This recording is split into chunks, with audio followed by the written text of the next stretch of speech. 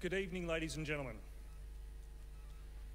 The memorial's last post ceremony will begin in a few minutes. To maintain the dignity of the service, please consider the following.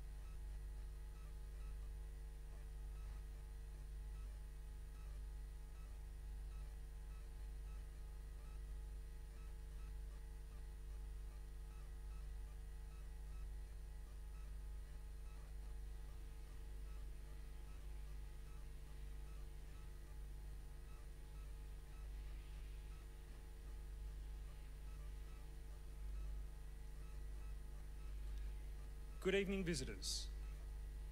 Welcome to the Australian War Memorial's last post ceremony. My name is Gerard Pratt and I will be your MC this evening. This evening we're honoured to acknowledge Air Chief Marshal Mark Binskin, Chief of Defence Force Australia, Mrs Geeta Binskin, Brigadier General Gilbert Toropo, Commander Papua New Guinea Defence Force, Air Vice Marshal Kevin Short, Chief of Defence Force, New Zealand, Lieutenant General Angus Campbell, Chief of Defence Force Australia, Designate, Vice Admiral Ray Griggs, Vice Chief of the Defence Force, and Mr Greg Moriarty, Secretary, Department of Defence, and the accompanying delegation.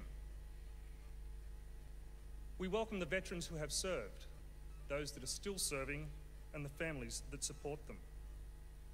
We acknowledge the members of RSL and Services Clubs Association, RSL Victoria and RSL Queensland who are watching the broadcast of this ceremony from across Australia. During the ceremony, wreaths will be laid at the base of the pool of reflection by family, visitors and students on behalf of the following schools. From New South Wales, Epping Heights Public School, and from Queensland, Moreton Bay Boys College.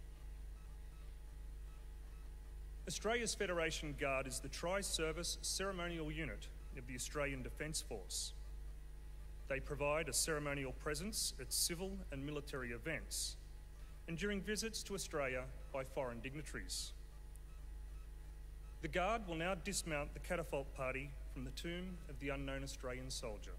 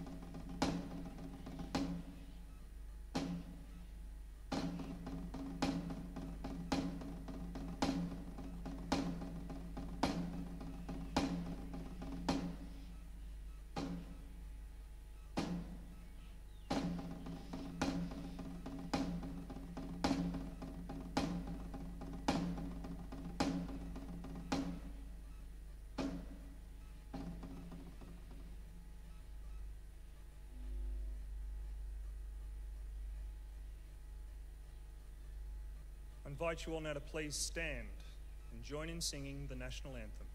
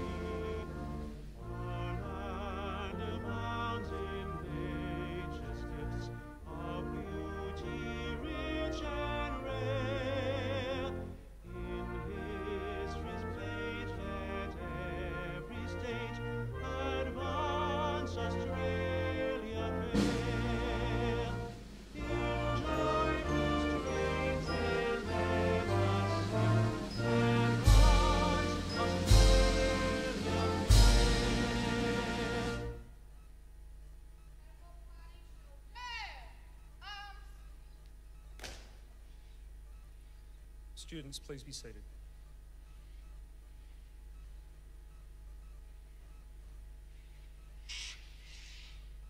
The Australian War Memorial was the vision of Charles Bean, Australia's First World War official historian. Bean landed with the Australian troops on Gallipoli and stayed with them at the front through to the end of the war. The idea of this national memorial and museum came to him at Pozières, France, in the depths of the bloody fighting of 1916.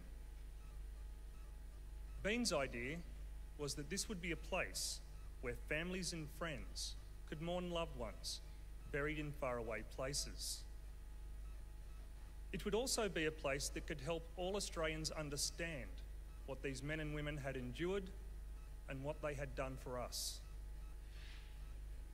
Bean's vision, to which we remain true, is best expressed as inscribed in the entrance to the memorial's galleries. Here is their spirit, in the heart of the land they loved, and here we guard the record which they themselves made. Tonight, we will read the story behind just one of those on the Roll of Honour, which lists the names of more than 102,000 men and women who have given their lives for us in war and operations for more than a century. But first, we present a lament, Flowers of the Forest. Wreaths or floral tributes will now be laid at the base of the pool of reflection.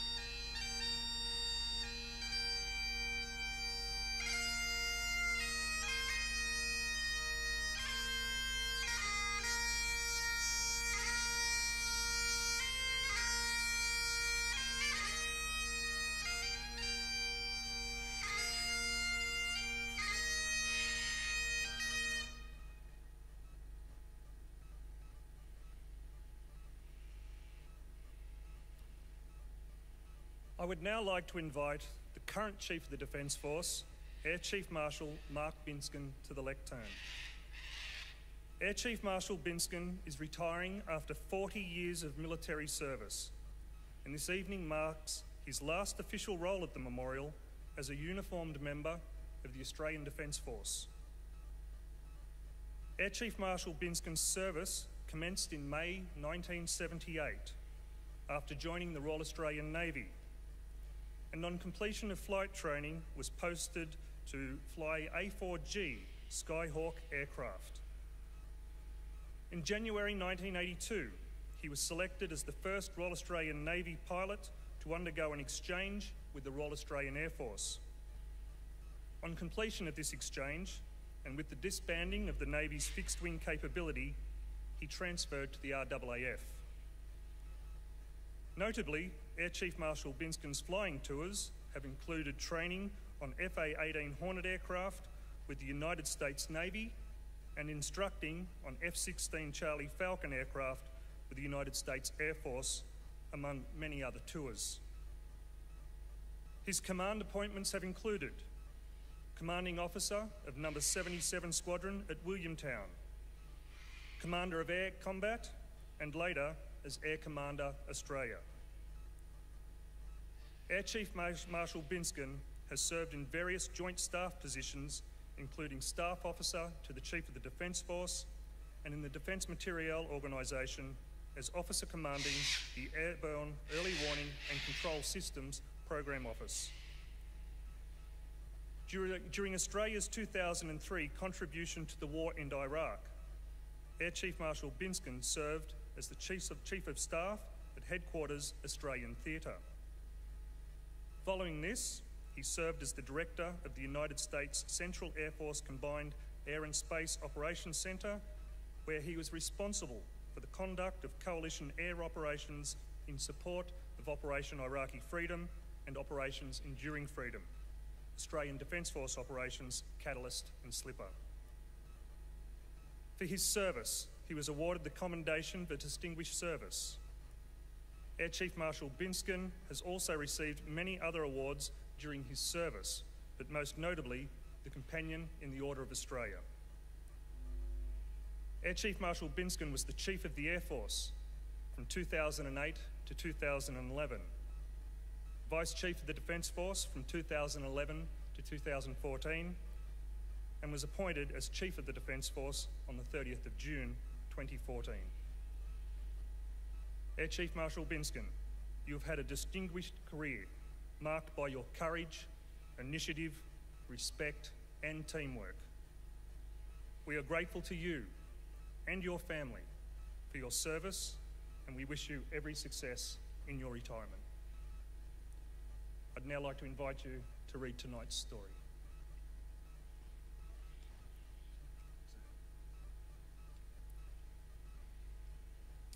Today we remember and pay tribute to Captain Thomas Charles Richmond Baker, Distinguished Flying Cross, Military Medal and Bar. Richmond Baker was born on the 2nd of May 1897 in Smithfield, South Australia, to Richmond Baker Sr., a schoolmaster and farmer, and his wife Annie. He grew up in Adelaide and attended one of the local primary schools. His father died on the 4th of November 1908 at the age of 65, leaving his mother to bring up the 11-year-old Richmond and his siblings. Richmond Baker attended the Collegiate School of St Peter's, where he excelled at Australian rules football, rowing and tennis, and was awarded the Farrell Scholarship for his athletic prowess. He was also a member of the school's cadets. After completing his schooling, he worked as a bank clerk for the Adelaide branch of the Bank of New South Wales. He was also serving with the 11th Field Company Engineers Militia Unit. Following the outbreak of the First World War, Baker enlisted for service with his mother's consent on the 15th of July 1915. After completing his initial training in Adelaide, he was sent to Seymour in Victoria for training with the artillery.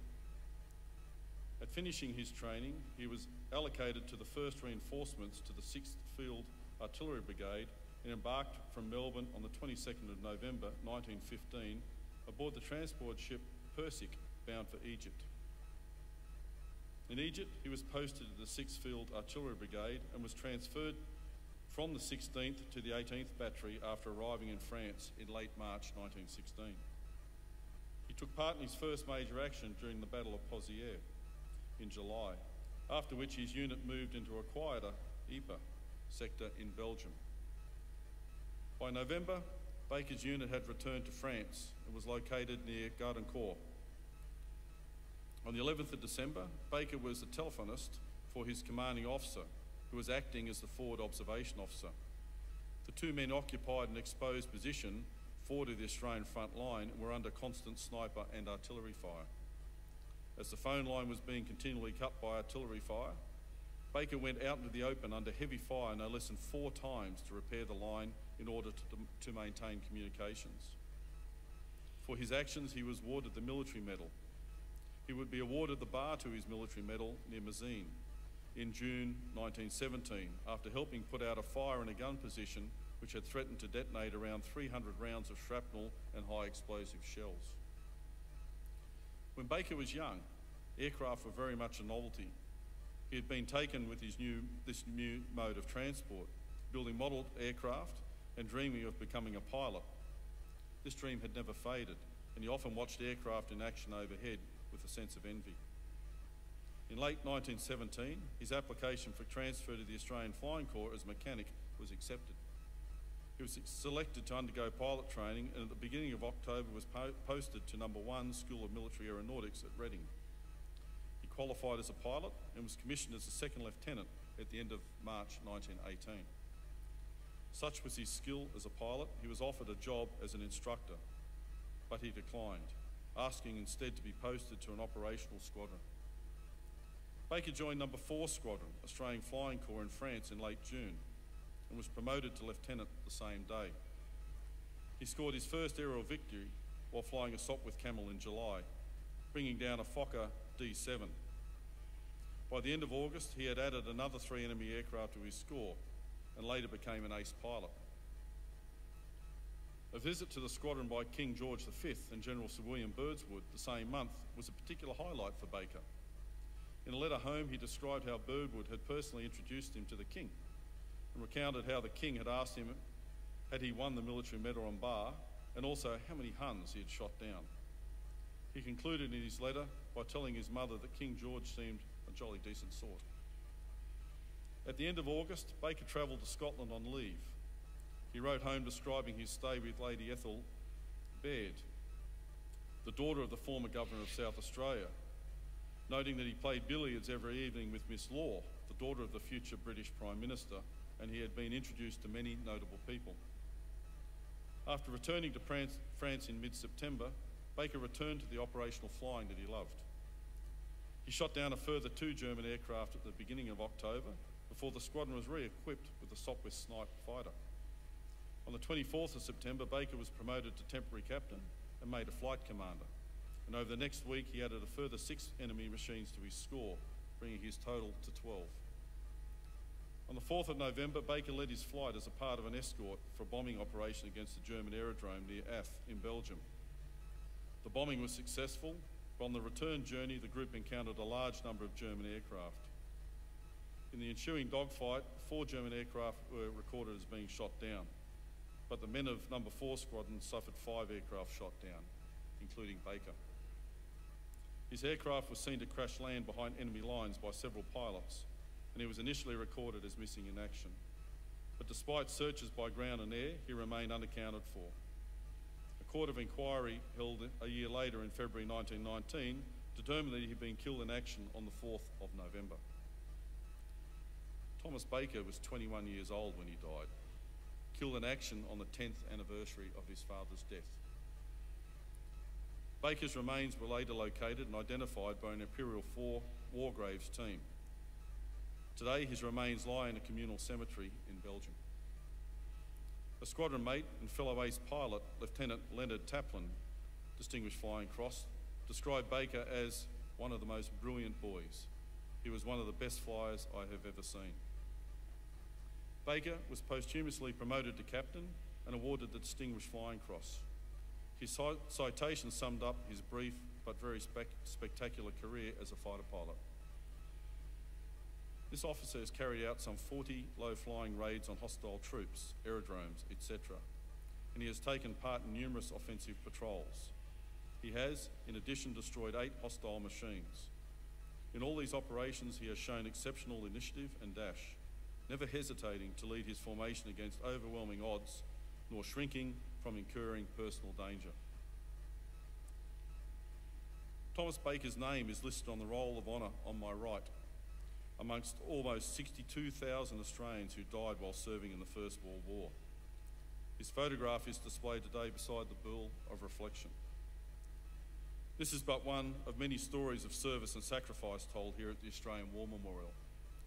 We now remember Captain Thomas Charles Richmond Baker, Distinguished Flying Cross, Military Medal and Bar, who gave his life for us, for our freedoms and in the hope of a better world.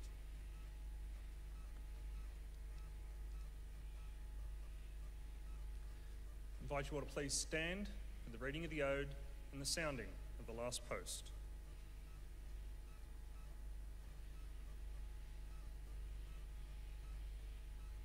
They shall grow not old, as we that are left grow old. Age shall not weary them, nor the years condemn. At the going down of the sun and in the morning, we will remember them. We will remember them.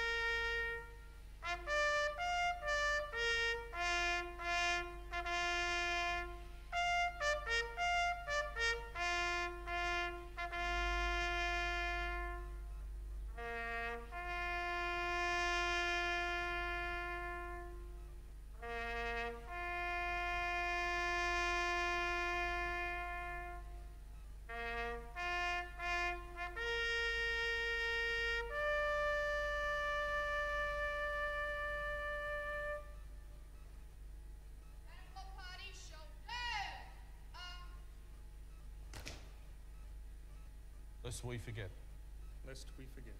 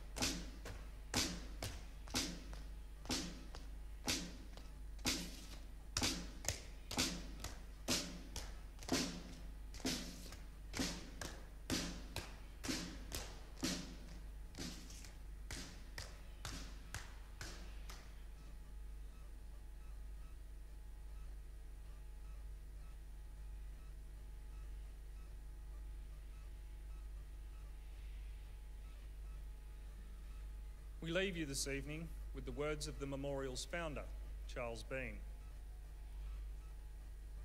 Many a man lying out there at Pozières or in the low scrub at Gallipoli, with his poor, tired senses barely working through the fever of his brain, has thought in his last moments, well, it's over. But in Australia, they will be proud of this. Ladies and gentlemen, girls and boys, that concludes the last post ceremony. We thank you all for visiting the Australian War Memorial and wish you all a very good evening.